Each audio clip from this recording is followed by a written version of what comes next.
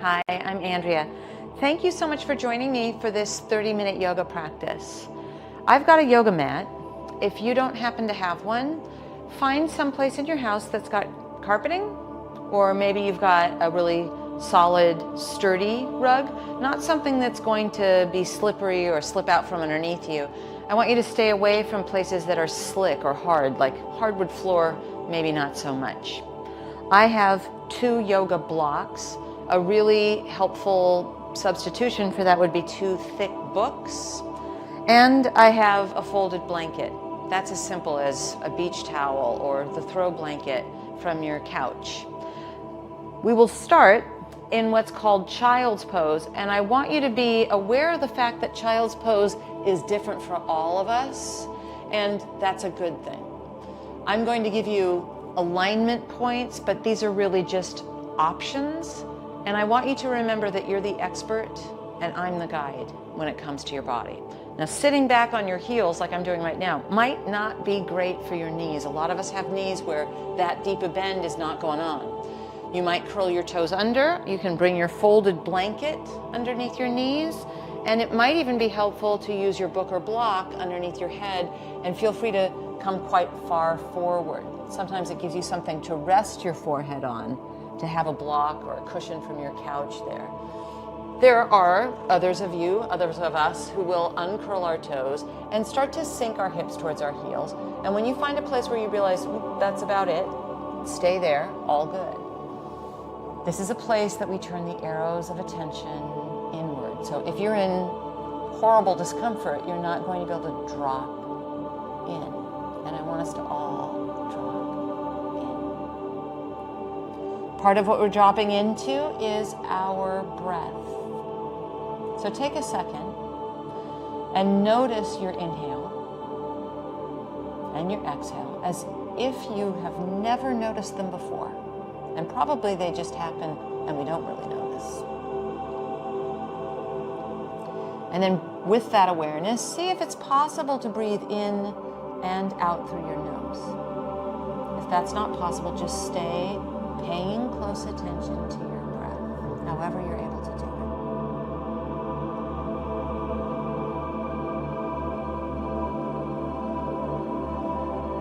We'll slither from here out onto our bellies and into what's called Sphinx pose. So bring your forearms parallel to those 2 long edges of your mat, about shoulders distance apart. Traction your elbows towards you and energize your legs by pressing into the tops of your feet so that your kneecaps come off your mat. And the traction of your elbows are not going to move, but your heart moves through the gateway of your arms here. Let your chin stay parallel to the ground. Your neck is going to try to do the back bend because if you think about it, it's already doing that. Instead, invite your shoulder blade area to smile into a back bend. Now we'll lower it down and move our elbows about an inch closer to us. Now instead of our shoulder blades moving towards each other, I want you to karate chop with your forearms until you can feel your shoulder blades glide apart. Firm through your belly and curl your toes under. Now just lift your belly and your hips off your mat, maybe even your thighs, but keep your knees down. We're no longer looking to bring shoulder blades together, so push the ground away with your forearms until you feel them move apart. You can test that theory by dropping in and collapsing. That's not what we want, and then push the ground away. If this feels solid, maybe take your knees off your mat just for a moment, return your knees, and then your thighs, and your hips and your belly. Uncurl your toes and come into Sphinx pose. Now shoulder blades do come towards each other. One more time. We will curl our toes under, karate chop so we feel in our back body, even though this is happening in our front body, that our shoulder blades move away. Belly lifts, hips lift, thighs lift, maybe even knees lift. And then we bring our knees back down, slowly, thighs, hips, belly. As we uncurl our toes, slide your hands back. Now, instead of winging elbows out to the side, think of being streamlined with your elbows alongside your body, Also notice that when you wing your elbows out to the side, it makes your shoulders feel like they want to come into your ears. And when you streamline them back behind you, it sort of suggests, hey, come out of my ears, shoulders, and head back towards my back body. Let's energize our legs like we did. So press the tops of your feet down. And then as you traction now your hands, that same tendency for all of us, for our chin to try to do the back bend, is going to show up. So let your chin become parallel to the ground. Now we are letting our shoulder blades move towards each other. We will lower down, curl our toes under with your hands where they are. In one solid chunk, we come to all fours. And once we're on all fours, push the ground away. Let's feel the same thing that we did when we were in that forearm plank. So you can test the theory for a moment. Collapse down into your joints, not what we want. Push the ground away, feel your muscles turn on. That is what we want. Your muscles in your arms, shoulders, and you can feel it in your belly, in muscles like the serratus anterior, which are like the finger muscles around your ribs. Now from here, I want you to round your tailbone for a moment, and then let your tailbone go sassy towards the sky, as if it wants to go where the ceiling and the wall meet. And then tuck your tailbone, and let your tailbone go sassy to the sky. Make sure you're not collapsed. Remember that part? Tuck your tailbone. And now we go sassy, like we want to get that tailbone towards where the wall and the ceiling meet. Curl your toes under if they're not already. And now there's a hook in your tailbone, and an imaginary one. We're still pushing the ground away. We come to down dog with bent knees. Let's walk our feet as wide as our mat.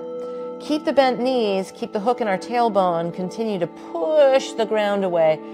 And then it's as if we just grew taller in our back body, in our side body, and in our front body. Walk your feet forward to your hands and come to the front edge of your mat with your feet hip distance and parallel. Slide your hands to your shins, maybe to your ankles, and then glide them up to your thighs. Once we're here at our thighs, bend your knees a bit, press into your thighs, and feel as though there's almost a sphinx pose happening. Remember, that wasn't our chin, but it was our spine and our shoulders. And then exhale. As we hinge and fold back in and slide our hands down, we want to try to keep that sphinx pose, that length in our spine, even though we're folding. Then we will inhale, rise, reach thumbs to the sky, V shape overhead, and then turn your palms to face each other, lower your arms alongside your body. There's still a feeling of sphinx pose as we stand tall, palms facing out. Inhale, arms out and up, thumbs to the sky, V. Exhale, hinge at your hips, hands to your thighs. Maybe they slide to your shins or to your ankles. Slide your hands back up, inhale, bend your knees deeply. Place your palms flat on the ground. So make sure your knees are bent the extent to which your palms go flat. We find the hook in our tailbone and step to down dog from here. Maybe feet are hip distance now, or keep them the distance of your mat. I'm on the balls of my feet with bent knees. Push the ground away. You might move your legs towards straight. You might think about your heels coming to the ground, but if that's rounding your spine, that's not what we want. Now, shift it forward, shoulders over wrists. Remember when we pushed the ground away and didn't collapse? We're in a plank now, and then hook in our tailbone glides us back to down dog. Your knees can be quite bent. Once again, shift it to plank, shoulders over wrists. Pause a moment. Find the hook in your tailbone. Let that take you back to down dog. One more time, we come into a plank, shoulders over wrists. Now bring your knees down on your mat. Continue to push the ground away. We're not collapsed. And then think back to when we did plank on our forearms. Shift your body a little bit forward, lower with your elbows brushing against your ribs, and pause for a second with your shoulders and elbows on the same line as if you were doing your forearm plank, and then lower all the way to your belly and uncurl your toes. You can keep your hands where they are or make it sphinx pose again. Traction into a bit of a back bend. Lower back down, curl your toes under. In one chunk, we come to all fours. And then from our all fours, we find the hook in our tailbone and we come to down dog. Walk your feet forward to your hands. Let your feet be hip distance and parallel.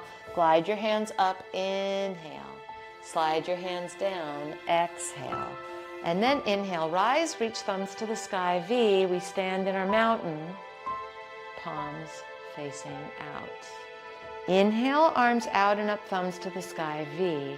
Exhale, hinge at your hips, hands to thighs, shins, or ankles.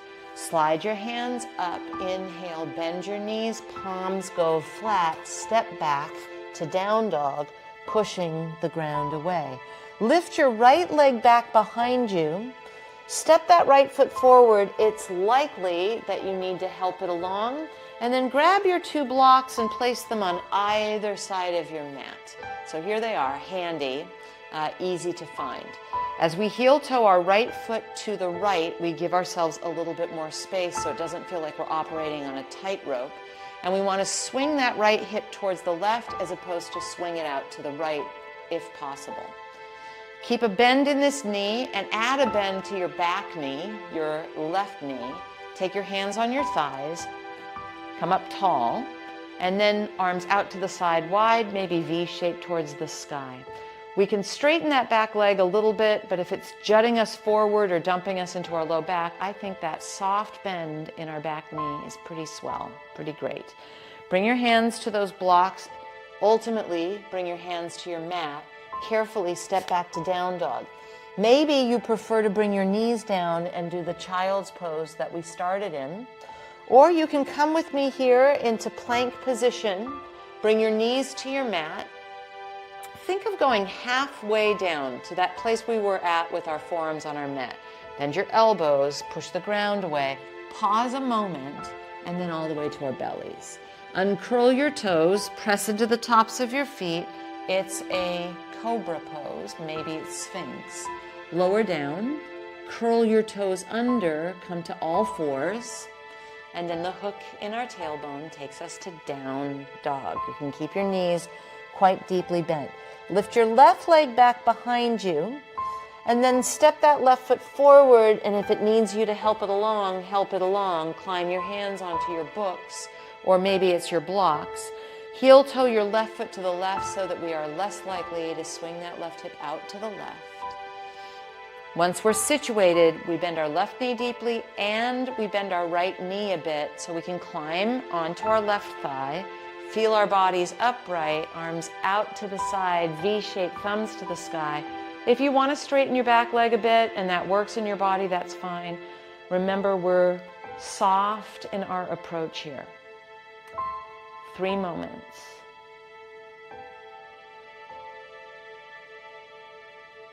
And then hands to your blocks, maybe hands onto your mat. We step to down dog.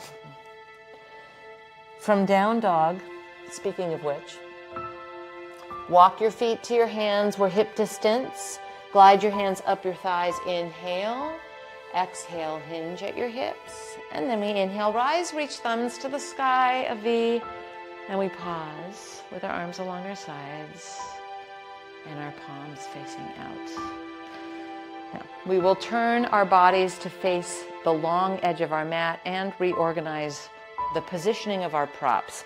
So I've got one block positioned behind the opposite long edge of my mat, and I'm placing the other one as well on either edge. And then take your arms wide out to the side. Step your legs wide out to the side and think ankles underneath wrists. That's kind of our starting point for alignment.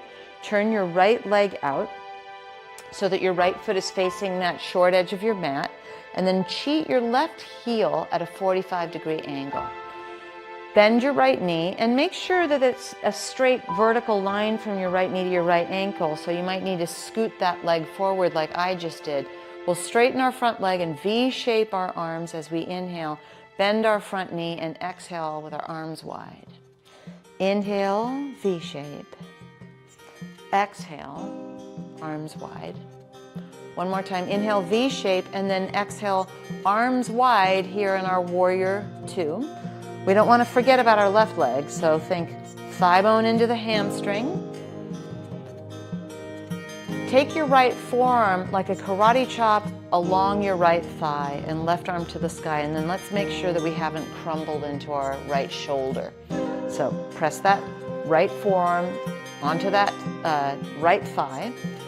Option to take your right hand on your block on the outside of that right foot, but if it's collapsing everything to the ground, I think we'd be better off with our forearm across our thigh. You also have the option to take this left arm, thumb faces down, weave it behind your back. So maybe that feels better as a position for your top arm in regards to the shoulder or anything else. 3 moments where we are.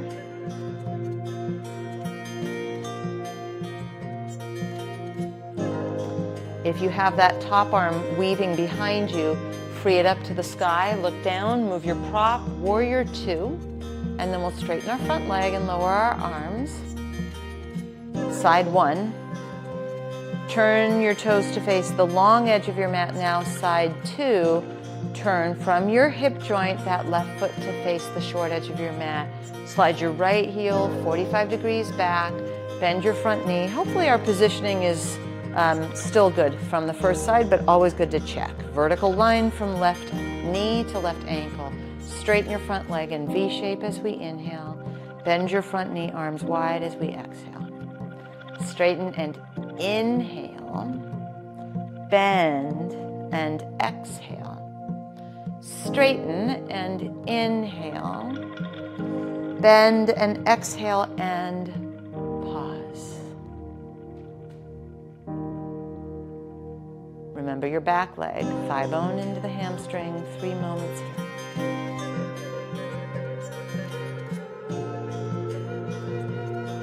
We'll take our left forearm across that thigh and make sure that we don't crumble into our shoulder.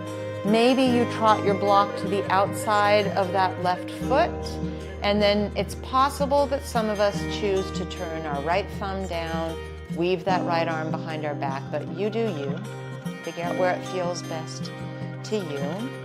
And then I'm going to let you have a little bit more silence to soak in your side angle.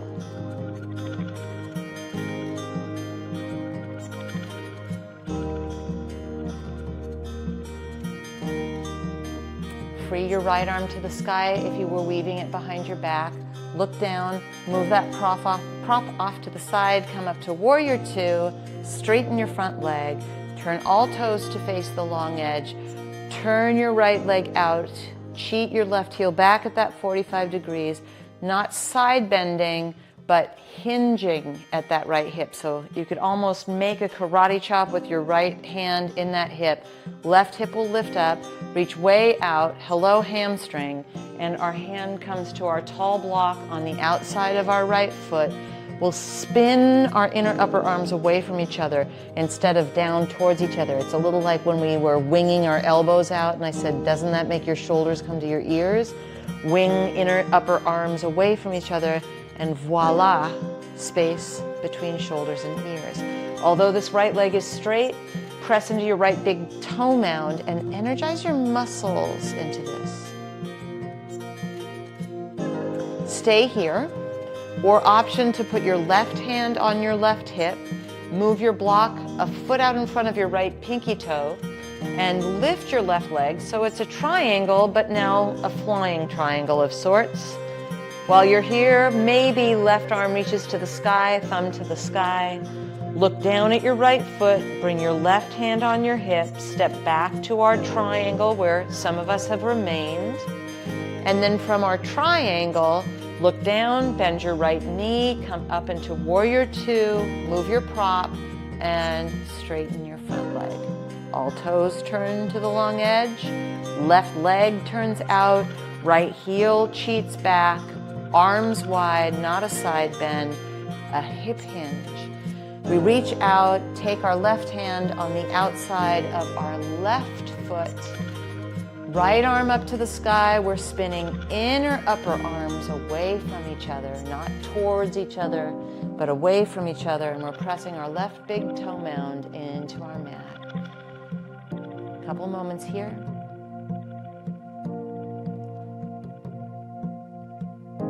Take your right hand on your hip, This is optional. You can stay right where we are or look down and move your block a foot in front of your left pinky toe and see if you can hug your left hip underneath you, lift your right leg, maybe even lift your right arm.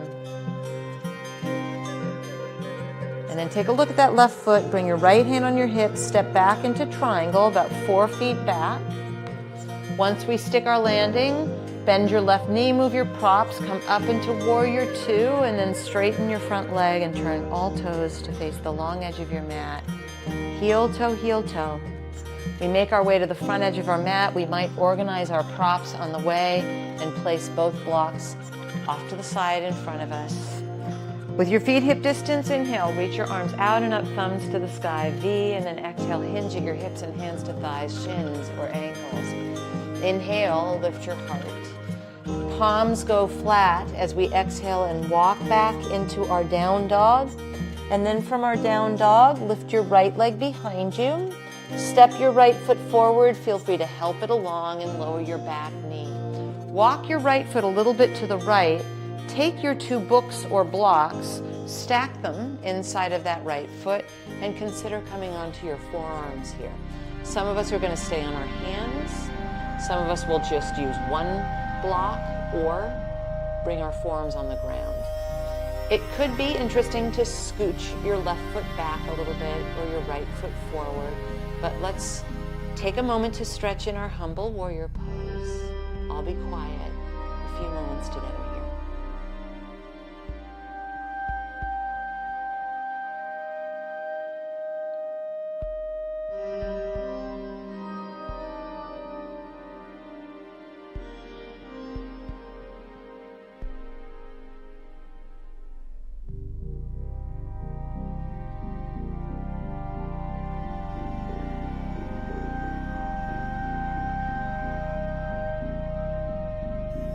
Now come up onto your hands, straighten that right leg, and I like to take my 2 blocks, maybe you've got books on either side of this.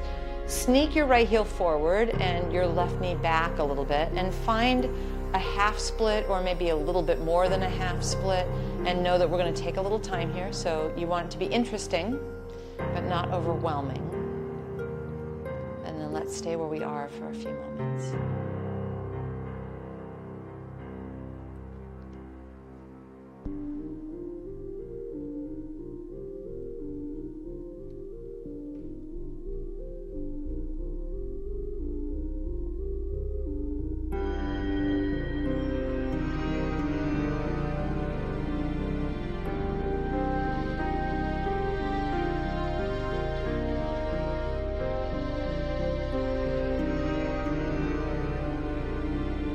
Now bend that right knee. The last pose that we'll do in this little sequence is single pigeon. I encourage you to use something to sit on. I'm about to sit on Tippy, that's not what I mean to do. But I've got my block here, and I'm sitting my right sit bone on my block. And I've got a side saddle situation happening where I'm pretty open to the left. This might be kind of about it, and I feel plenty of stretch on this right hip, on the front of my left leg. It could be that I curl my back toes under and turn my body to face a little bit more forward. But I want you to be very careful about your right knee and anything else, low back, any other consideration. And if none of this seems to be really quite working for you, you can always lie down on your back and cross this right ankle on top of your left thigh and then reach through the space. And maybe you put your head on your block if that's what you're up to. So you can do the single pigeon that I've shown you how to set up. Maybe you don't even sit on something, but I think most of us are going to benefit from sitting on a pillow, a block, and then we'll take a few moments. Sometimes I take my other block out in front of me and use that as a place to stretch and to encourage, in this case, my left hip down. I'll be quiet for a few moments so we can stretch together here.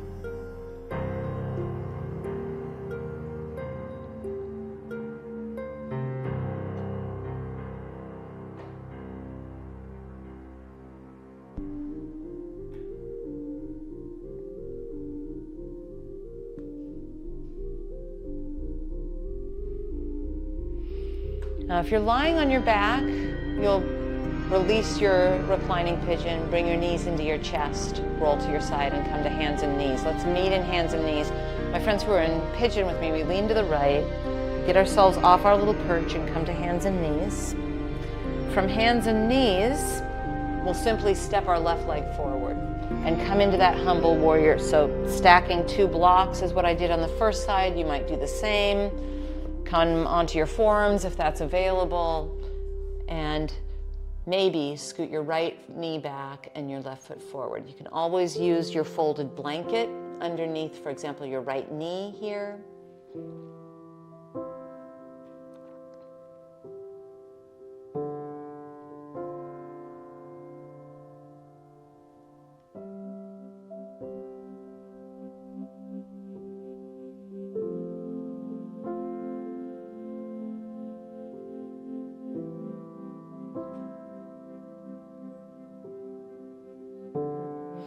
And then we'll come up onto our hands, frame our left leg as we straighten it with our blocks or books, and come into any half or full split.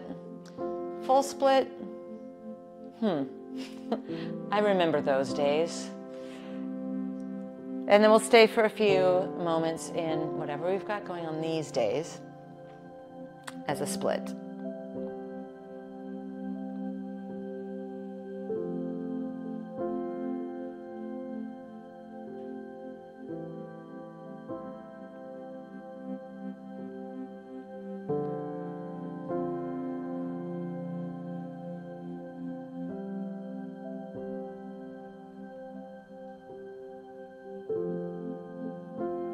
And then lastly, single pigeon, bend your left knee, walk that left foot over to the left. Of course, reclining pigeon, terrific. You can lie down, cross your left ankle on top of your thigh.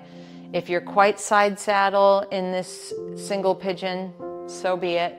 If it feels interesting and not prickly painful for you to square your hips a little bit forward and encourage a little bit more stretch in your left hip and in the front of your right leg. That's up to you. As I said earlier, you are the expert. I am the guide. And now let's give ourselves a moment to stretch here.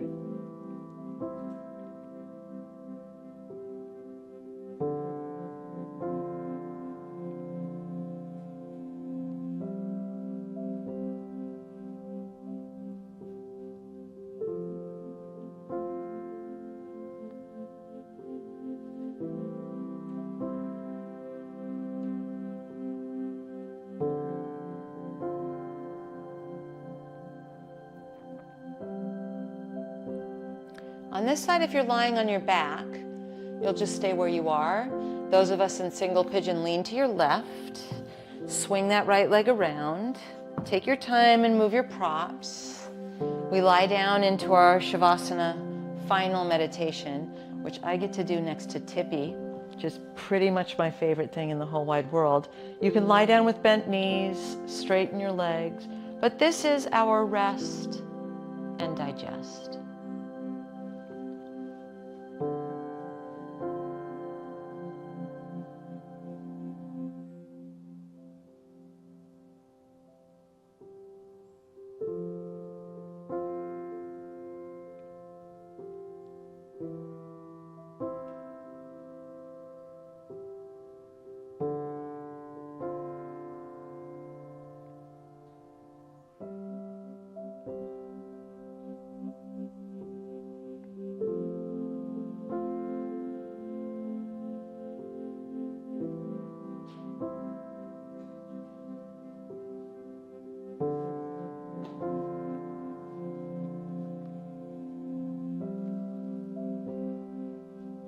You're welcome to stay here in your Shavasana final meditation as long as you'd like.